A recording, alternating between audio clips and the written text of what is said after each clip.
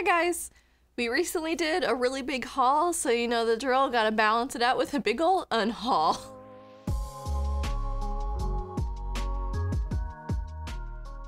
Unlike some of my previous unhauls, this is actually going to include a lot of books that I haven't actually read, which is depressing, but I just kind of got a new bookshelf and I'm trying to clean up and pare down my a little bit outrageous collection. Some of these books I've just had for a really long time and my interest has since waned. I'm going to try not to be super repetitive and just saying I lost interest in this book, I lost interest in this book, but a lot of these that is the case, so let's dive right in. So starting off, we have Truly Devious by Maureen Johnson. This is a YA, I believe, murder mystery, like the first book in a murder mystery series. And I've heard really good things. It's just, I don't know. I've lost interest, I guess. I still love YA and I have a deep place in my heart for YA, but I have kind of learned my tastes a little bit better in the last few years, and I know that I specifically prefer YA fantasy if I'm gonna pick anything up in that age range. And while I have heard good things about this, I'm just not as interested in reading like a young adult take on a murder mystery. Plus this series has several books now in the series, and I'm trying to direct my attention towards, if it's gonna be a series, I want to know that I'm gonna love it. I don't know if I'm gonna love this, so I picked it up used, not a huge heartbreak, I'm passing it on. Next up we have Crossings by Alex Landdragon. I got this book for like $2, and I don't know a lot about it, and I haven't seen anybody else talk about it. From my initial impression, there's a really strange writing structure or like storytelling structure depending on like the sequence in which you read things in. It's like disparate stories that connect somehow. I was really curious when I picked it up, but I haven't seen like a single like good review for this, so I'm passing it along. The Guinevere Deception is another book that's like I was interested in, but it's part of a series and I just don't have the bandwidth for it right now. I've heard the first book is good, but it kind of peters out. I am still interested in Kristen White as an author. I like Arthurian retellings, but I'm not sure if I'd care for this take on it. So okay, this one hurts too because I was really excited when I found it, but I'm trying to make room on my bookshelves. Similarly to Truly Devious, I'm getting rid of The Inheritance Game. It's another YA murder mystery, not murder mystery, I guess, but like thriller, I think. I've heard it described as like a YA Knives Out, and it's a mystery. This girl finds that she is the inheritor of this really wealthy man's estate, and she doesn't know why, because she's not related to this guy. The last book just came out, or like the last book, and now there's another book in the series, and I'm not as interested in it as I once was. I've heard the most recently published book was kind of a letdown, or very divisive at least, and I don't got time for it. Some of these books kind of hurt because they're book box editions, and normally I'm very excited about them and I'm very interested in reading them, but I have a couple that I've had for a while, or they're by authors that I don't really care for, and that's the case with this one, Brigid Kemmerer's Defy the Night. This is the first book in a series, a duology perhaps, by Brigid Kemmerer. I was willing to give this a chance at one point, but I did not care for the Cursebreaker series by this author. I read A Heart So Dark and Lonely, or I can't even remember the name of it now. A Curse So Dark and Lonely, that's what it was. And I just really did not like that book, and I don't know, I haven't really felt compelled to read this one. I haven't really been motivated to pick it up because I didn't like her last series, so I think I'm gonna list this one on Mercari or Pango. I'd rather it go to someone who's really excited about this series and this author.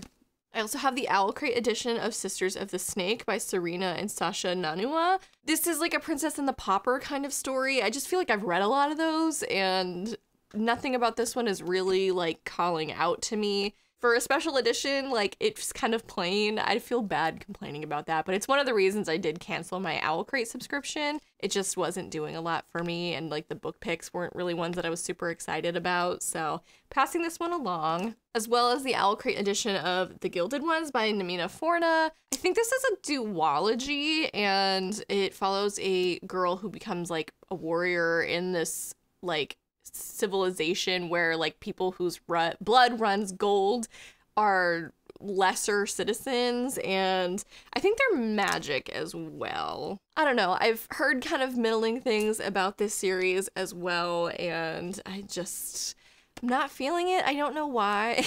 But yeah, it's just passing this one along. I think my friend Stephanie might take this one off my hands. This next one I think is actually a Fairy Loot edition. It is, okay. And that is Fire with Fire by Destiny Saria. This one kind of gave me How to Train Your Dragon vibes. There's these two sisters that are meant to hunt dragons. One ends up befriending one, and that kind of drives a wedge between the two sisters. Haven't read this one, nothing against it. I'm not feeling compelled to pick it up, and it's just been taking up room on my bookshelf. Then I have this kind of beat up copy, and it's really dirty actually, I'm just now noticing, of Rin Chupeco's Wicked As You Wish. This is the same author as The Bone Witch, and I'm actually more interested in that series by this author. I did pick this up like for a really good deal. I think it was only a couple of dollars, so I'm not too upset about passing this one along.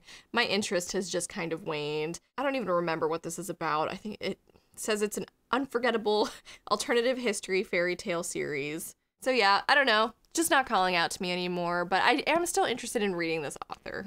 This next one I picked up because supposedly it's kind of a play on a movie I really love, which was initially a book, but that is The Princess Bride, and that is The Princess Will Save You. I think this is supposed to be kind of like a flipped dynamic where the princess is the one saving the farm boy. And it sounds cute, but again, it's the first book in a series that I'm not sure I want to commit to. I might pick this one up at the library at some point, but it's just not calling out to me in the way that it once was. Then we have The Beast Player. I think this is book one of a duology that I was initially very interested in, but it's just sat on my shelf for so long now, and I feel bad that I haven't read it, but I'm also like not dying to read it. I've just been informed apparently there's a manga series.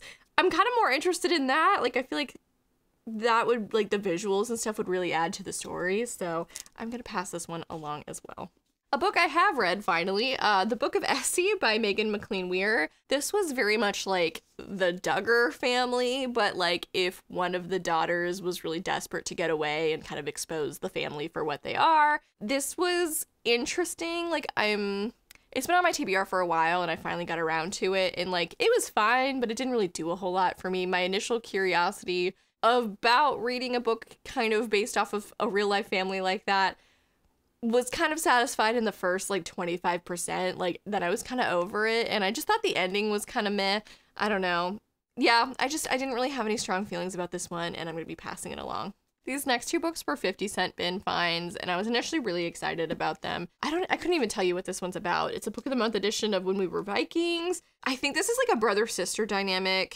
I just don't read a lot of contemporaries, and I'm trying to, like, if I do read one, I want it to be one that I'm like very excited about still, and I couldn't even tell you what this one's about. And then I have The Immortalists by Chloe Benjamin. I've heard really like mixed things about this one. I feel like this was disappointing for a lot of people. I think the premise of it is that like a group of friends kind of find out the date of their like individual deaths, and they don't believe it at first until they start dying years later, and it's an interesting concept, but it also sounds really depressing, and I'm just not in the mood for that. And I don't think I will be anytime soon.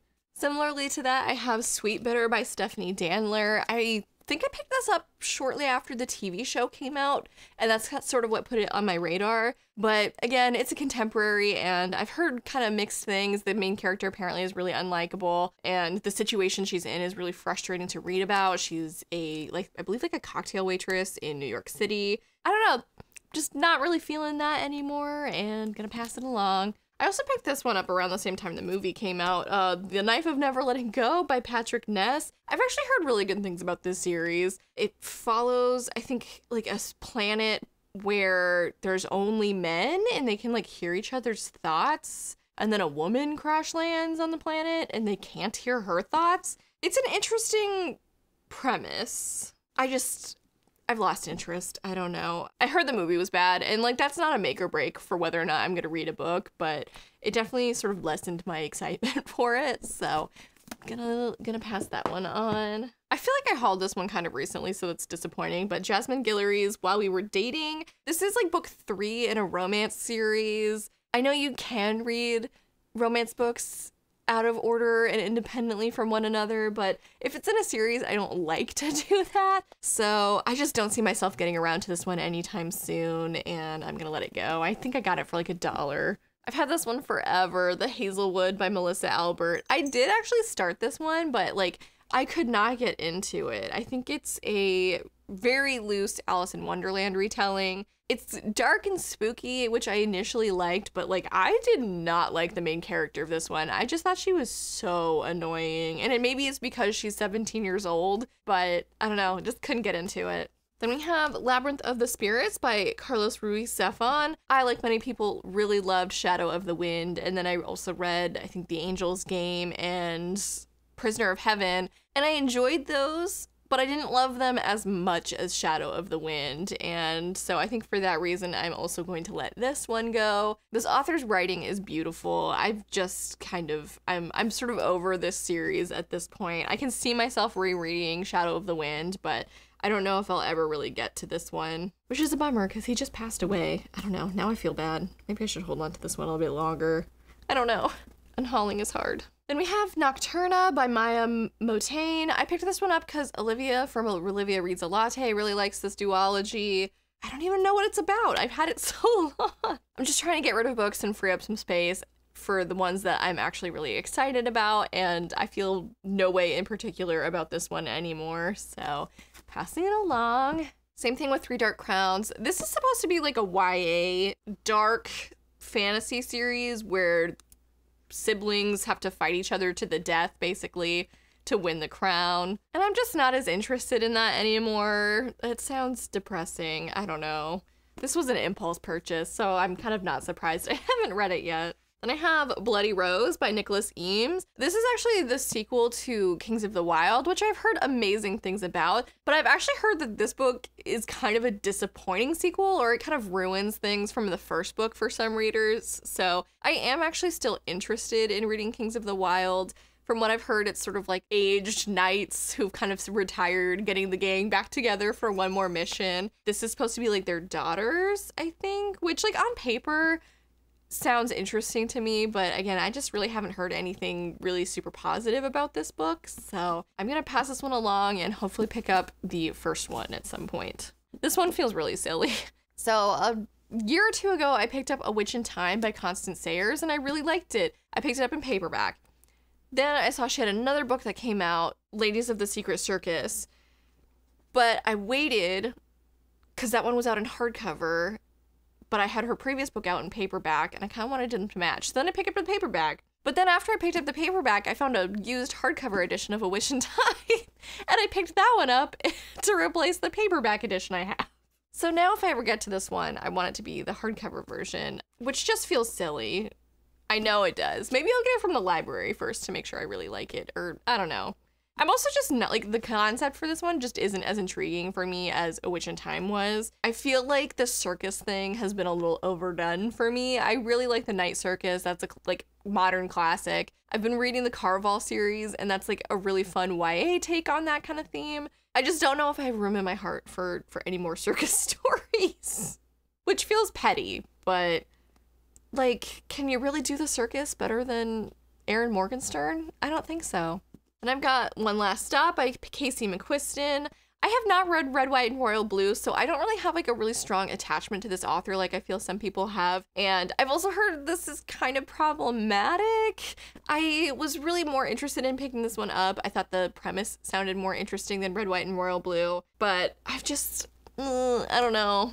I'm not as interested in this author as I once was, and I'm just gonna pass it along. Then I have The Pisces by Melissa Broder. This is about a woman who falls in love with a merman, a la The Shape of Water, I think. It's a short book, but I don't know. I picked it up for 50 cents because I was like, huh, interesting. And it's just sat on my shelf since. Stephanie has actually expressed interest in this one, so I will be passing this along to her, and hopefully it'll find a better home. I will also be passing along The 10,000 Doors of January by Alex E. Harrow. I really liked this book at first. I thought the writing style was really good and like really flowery without being like confusing. I just thought the plot went nowhere. Like, this was just vibes, and I respect that, but also like it didn't do much for me in this case for some reason. I thought this had so much more potential, and I was kind of disappointed by the end that we didn't get more than that. I thought some of the twists were super obvious. The plot was really frustrating in its absence, and I didn't really care for January as a character as much as I would have hoped to. She was kind of a frustrating protagonist to read about, but yeah, didn't love it, passing it along. And same goes for the Book of Gothel by Mary McMine. I was so excited about this book, and I still think it's one of the prettiest covers that has come out this year. I just think it's so striking, but this is an origin story for Mother Gothel from the Rapunzel fairy tale, and if this wasn't literally called the Book of Gothel and someone didn't tell me that, if I picked up this book blind, I would not have been able to tell you that until the very end. This feels a little too disconnected from the original fairy tale. It's like a totally original thing, which is fine. I just like didn't care that for the fact that it was marketed in a way that really drew me in and then like didn't deliver on that very specific promise. So I just felt a little bit misled with this book. I definitely think there are things to love about this book, as long as you don't mind the fact that it's a very loose sort of fairy tale retelling, but it just didn't do a lot for me, and I will be passing it along. Okay, and that wraps up my unhaul. I've definitely freed up a lot of space on my TBR shelf, which is nice. I'm gonna try to keep it from getting a little too crazy. I had like stacks on the floor. It was a mess. So this has definitely helped with that. It's very hard to let go of books, especially if I haven't read them, because it feels like, oh, the potential. I'm trying to be more realistic about how I spend my time and focusing on the books that I'm actually really excited about. So this was difficult but necessary. Thank you guys so much for watching. Please feel free to follow my socials down in the description box below. Leave a comment if you feel so inclined, and if you aren't already, please follow my channel or like this video. Thank you so much for watching, and have a lovely day. Bye.